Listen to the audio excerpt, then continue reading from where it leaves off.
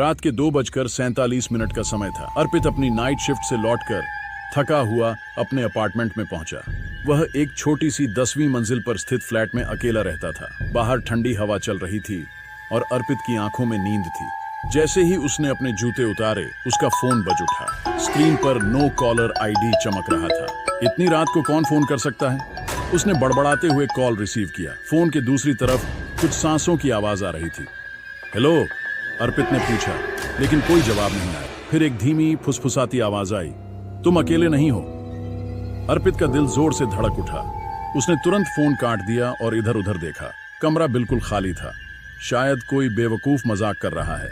उसने खुद को समझाया और बिस्तर पर लेट गया। लेकिन जैसे ही उसने अपनी आंखें बंद की, फोन फिर से बज उठा। No caller ID. अब की बार आवाज और डरावनी थी। मैं तुम्हारे दरवाजे पर हूं। अर्पित का शरीर ठंडा पड़ गया।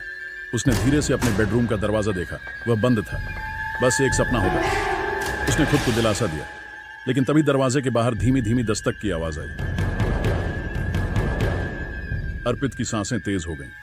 उसने धीरे से मोबाइल की लाइट ऑन की और कमरे के कोने में रखा बेसबॉल बैट उठाया। हिम्मत करके उसने धीरे धीरे दरवाजे की ओर कदम बढ़ाए। अब दस्तक तेज हो चुकी थी। उसने झिझकते हुए दरवाजे की पीप होल छेद से देखा। बाहर कोई नहीं था। लेकिन जब उसने आंखें हटाई, तभी फोन फिर से बजा। कॉल उठाते ही वहीं फुसफुसाती आवाज आई, अब मैं तुम्हारे कमरे में हूं। अर्पित का शरीर सुन्न पड़ गया। उसके हाथ से फोन गिर गया। धीरे धीरे उसने अपनी टॉर्च बेडरूम में घुमाई। कोई नहीं था। लेकिन जैसे ही उसने आईने की ओर देखा, उसकी चीख निकल गई। आईने में उसके ठीक पीछे एक काली लंबी परछाई खड़ी थी, जिसकी आंखें गहरे गड्ढों जैसी थीं। अब तुम भी हमारे साथ आओगे। अर्पित ने भागने की कोशिश की, लेकिन कमरा अंधेरे में बदल गया। सुबह पुलिस को उसका दरवाजा अंदर से बंद मिला। अर्पित गायब हो चुका था, लेकिन उसके फोन पर सिर्फ एक कॉल लॉग था। No caller ID 2:47।